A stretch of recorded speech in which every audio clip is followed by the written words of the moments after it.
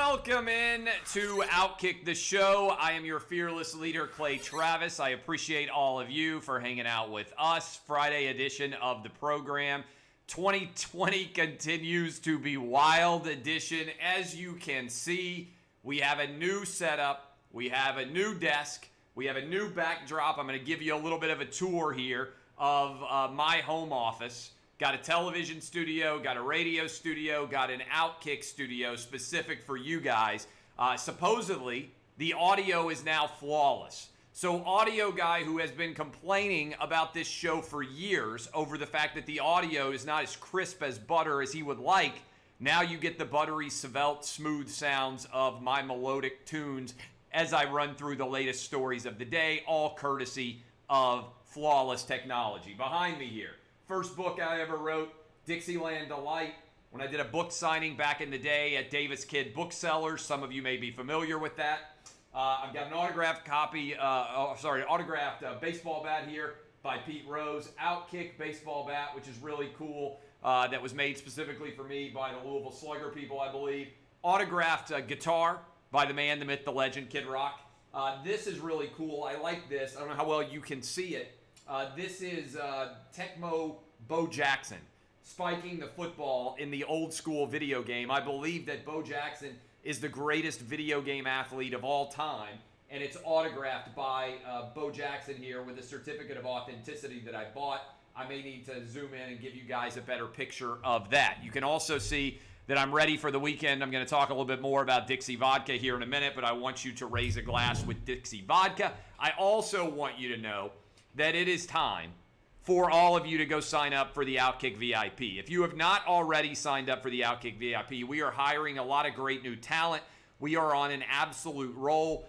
We sold out of all of our books, so now you get OutKick gear as a part of your VIP subscription, the ability to call our radio show and cut to the front of the line, comment on all the articles, OutKick VIP related special events as America gets back to normal, and also special interaction with Jason Whitlock and myself, all headed your direction. You're going to be glad that you signed up. We need you. We want you. Join our army with the OutKick VIP. Also, it's a new t-shirt that we have sold a ton of. In fact, I think we're out of a bunch of sizes, but we will make more. I'm told that the kids love the pocket tees. All right, I'm going to spin around a little bit and show you the back of this t-shirt. It's a DBAP pocket tee. As you can see, we're revolutionizing the pocket tee game there. You can go buy those at OutKick. All right, a lot to get into today. But I want to start with Donald Trump testing COVID positive, which has obviously just set the world on fire. Another crazy 2020 story, not just Donald Trump, but also the First Lady and Hope Hicks, who is one of his top advisors. Now, I know Hope just a little bit. I know the president just a little bit. But I want to wish them all well right off the top to get back being healthy. And I want to say that early on, reports are that their symptoms are very mild. And I want to reiterate the CDC's most recent data as it pertains to survival rate, because I didn't think this got enough attention. These are numbers directly from the CDC website as it pertains to COVID survival rate. If you are between the ages of 0 and 19 years old and you are infected with the coronavirus, you have a survival rate of 99.997%, even if you are infected. If you are between the ages of 20 and 49 and you are infected with the coronavirus, you have a survival rate of 99.98%, according to the CDC. If you are between the ages of 50 and 69, you have a 99.5% survival rate. And even if you are 70 plus, and the older you get, the more dangerous the coronavirus becomes, like all infections, you have a 94.6% survival rate. So the president, based on these statistical data and facts, as well as the First Lady and Hope Hicks, should be fine and be able to beat this virus. You never know for sure anytime somebody gets sick with anything, but those numbers that I all just hit you from the CDC website would suggest that everyone who is infected in the White House is going to be fine, and certainly we're hoping that they are going to be fine as well. But I want to reiterate, some people are like, oh, does this change the way you think about the coronavirus? Not at all. My kids are in school today, in person, all three of them. I think every kid in America should be in in-person school. I think the risk of not being in school is more substantial than being in school, okay? And on top of that, I believe that kids should be playing sports. I think everybody should be back at work. I think we have to learn how to live with the dangers of the virus as opposed to shutting everything down.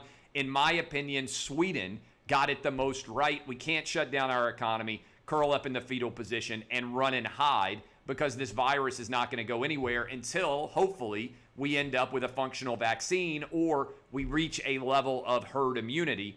And so that is why I've been making the argument that it's important. I'm more concerned about a lockdown. I'm more concerned about the economy being destroyed and the lives that we are losing as a result of other illnesses and also depression, suicide, alcoholism, child abuse, the skyrocketing nature, domestic abuse, probably of all of those issues across the nation as people feel more and more economic stress. So I'm not changing any of my opinions. It's unfortunate anytime somebody gets test positive for this virus, but I believe the data reflects that the president, the first lady, and Hope Hicks are all going to be fine. I was glad that Joe Biden and his wife did not test positive, and I continue to believe that we have to get back to normalcy in America, regardless of who is testing positive, whether it's the most famous leader in the world. Also worth mentioning that Brazil's president, as well as Bolsonaro, as well as Boris Johnson in England, both tested positive and both recovered. I believe that the data reflects that the president, given the fact that it appears we caught his infection early, and also the fact that he is, by and large, healthy for his age, I think he's going to be fine. So that is my take on Trump. I hope that people will not suddenly decide to gloat and talk as if this is a major issue. I encourage people to respond as Joe Biden did. I thought Biden's statement was a good one, and I hope that the president will be able to get back on the campaign trail sooner rather than later, potentially even soon enough to be for the second debate, which is scheduled to be in Miami in the days ahead, weeks ahead. All right, so those are my thoughts on Donald Trump testing positive for the coronavirus. Other stories that are out there, the Jets. My goodness, if you are a Jets fan, that was a disastrous performance last night. I lost. I thought the Jets were going to come out and play decently because you were having Brett Rippon start. He had never started a game before. The Jets were playing at home. That was a Sam Darnold has to win this football game result, and he didn't. And so as a result, if you're a Jets fan and you're sitting at 0-4, Adam Gase is on the chopping block probably, but I also think you have now entered the Trevor Lawrence sweepstakes and are potentially going to find yourself in the mix to be able to draft Trevor Lawrence, and I don't think you can pass up on it. Given the fact that Trevor Lawrence is likely to be the biggest and best recruit at the quarterback position, rookie at the quarterback position, since according to analysts all the way back to Andrew Luck, I don't think you've seen enough if you're a Jets fan from Sam Darnold to say, hey, we'll pass on Trevor Lawrence, let somebody else get him. I think if you're going to be as bad as the Jets look like they're going to be, you have to go ahead and get Trevor Lawrence and move on from Sam Darnold if that opportunity presents himself. Darnold has shown flashes of capability. The whole Jets organization feels like a dumpster fire, but so far, I don't see that he's shown enough for you to be able to stay committed to him going forward. Couple of other thoughts here. I don't know if you guys saw this. Probably you did. The Steelers-Titans game has been rescheduled for October 25th officially. I told you guys earlier this week that I thought that was the most likely outcome. That means that the bye week for both the Titans and the Steelers will be now, and that instead of playing the Steelers, Bills, and Texans in 3 straight home games, the Titans will now, and then having a bye, the Titans will now have a bye this week. Then they will play the Bills next week, who have a good chance to be undefeated coming to Nashville, followed by the Texans, followed by the Steelers, and they'll have to play for 13 straight weeks, which is going to be a bit of a challenge, but other teams have done it before and found success. To me, the biggest takeaway is A.J. Brown is likely at wide receiver going to be able to play for the Titans against the Steelers, and also Taylor Lewan should be back healthy. This bye week is not coming at an awful time for the Titans. We talked about this a little bit yesterday, but I want to reinforce it because we got the official final numbers. The NBA Finals, Game 1, have hit an all-time low for viewership. Just 7.4 million people watched the NBA Finals, the first game of the Heat and the Lakers series. That's down from 13.3 million last year, a 45% collapse, and it's a collapse with without any major competition in the world of football. Remember, last year LeBron wasn't playing, and one of the teams was from Canada, and everybody said, oh, the reason the NBA ratings are down is because there's a team from Canada playing. Well, this year there are no excuses. The NBA is tanking because they got woke and they went broke. All right? Go woke, you're going to go broke. Over and over and over again, the lesson is straightforward, transparent. The NBA has gotten far too political, and on top of that, they have gotten far too political in the process of getting woke and going broke, okay? And tying in on that, I want to give props to Rudy Gobert. Rudy Gobert making the decision to go public and become the first NBA player that I have seen to criticize the Chinese response to the Uyghurs and the treatment that China is inflicting upon a religious minority of Muslims in the country of China, where they now have concentration camps. The NBA wants to claim that they're on the right side of history, yet they are taking money from modern day Nazis, and as a result, they are going to be, I believe, in a really, really bad spot going forward as you think about what could be occurring in the NBA. I believe LeBron James's legacy is going to be, he's destroying all the goodwill created by Magic Johnson, Larry Bird, and Michael Jordan. People want to talk about whether or not it's LeBron versus Jordan. The truth of the matter is Michael Jordan appealed to everyone, and LeBron James is appealing to a small sliver of the American sporting fan base. He is destroying the NBA because everybody is following him off the political cliff. But I want to give a shout out to Rudy Gobert for having the bravery. There's lots of talk about how athletes are using their platform to speak truth to power and how they're using their platforms to make the world a better place. But very few athletes are actually saying anything that requires real stakes or real danger. Rudy Gobert, props to him for becoming the first NBA player to actually call out China. Now, I want you to think about this for a minute. Why is nobody else covering this? There's not a single story that I've seen from ESPN or any other major sports media outlet even covering Rudy Gobert. The minute somebody rips the president, the minute somebody rips the United States of America, it's a lead story on ESPN. ESPN is avoiding covering this story because they are protecting the NBA, because they are aware that the NBA is tanking unlike any league we've ever seen before, and the hypocrisy is finally coming home to roost here. They're not covering what Rudy Gobert said because they protect China and they protect Chinese propaganda at ESPN and other sports media companies instead of treating every political statement the same regardless of where it's coming from. They are not even covering this China story because they're afraid of China being mad at them. This is a Disney enforced silence. It's pathetic. It's despicable. And it should be incredibly noticeable to everybody out there that ESPN, which every time an athlete says anything remotely political, they usually cover it. But when they point out that Chinese concentration camps are a major issue, suddenly ESPN goes silent and nobody is talking about it. It is absolutely pathetic. Now, I have got you an OutKick six-pack of picks, all right? And in honor of that OutKick six-pack of picks, I'm actually going to tell you to drink vodka instead of drinking anything else this weekend. I love Dixie Vodka. I've been drinking this product for years. I've got it down at my beach place. They're based in Charleston, South Carolina. They oppose cancel culture. They've got a big article going up on OutKick about this. People tried to get them to change the name of their vodka because it had the word Dixie in it, and they said no. And on top of that, they said the perfect brand for us to partner with is OutKick because they are as opposed to cancel culture as we are. Charleston, South Carolina. It's the best vodka in the country. I drink it. I love it. They have a lot of different flavors. Go buy your own Dixie Vodka to drink as you watch football this weekend.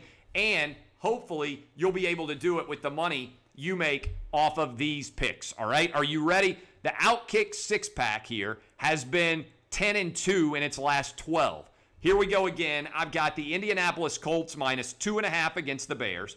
I've got the over in Browns Cowboys, over 55.5. I've got the Bucks -7 against the Chargers. That number's down to 6.5, so you're in even better shape now.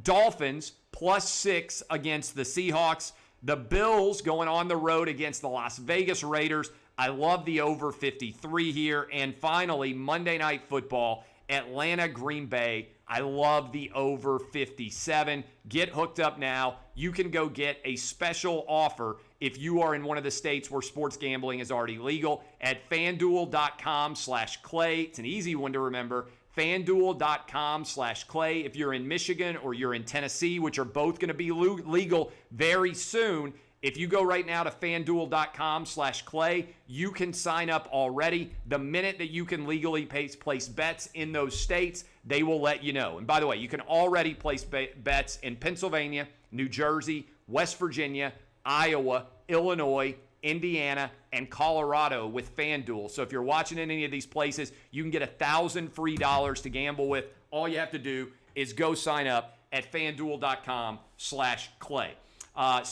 Also, again, I love these guys. Dixie Vodka. Get hooked up today. Raise a glass, or more than a few glasses, with Dixie Vodka this weekend. Arch Manning. You want to talk about one of the top recruits coming in all of football. Arch Manning is just a sophomore at Isidore Newman High School down in New Orleans. He made his debut last night, threw 5 touchdown passes, ran for another. We've got the video up on OutKick.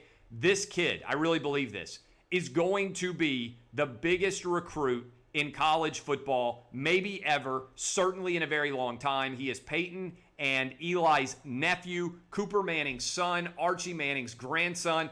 Every SEC school, every good ACC school, the Oklahomas of the world, the Texases of the world, everybody is going to want Arch Manning. Go check him out. He's only a sophomore, and he already looks like the next generation of Manning signal caller stud.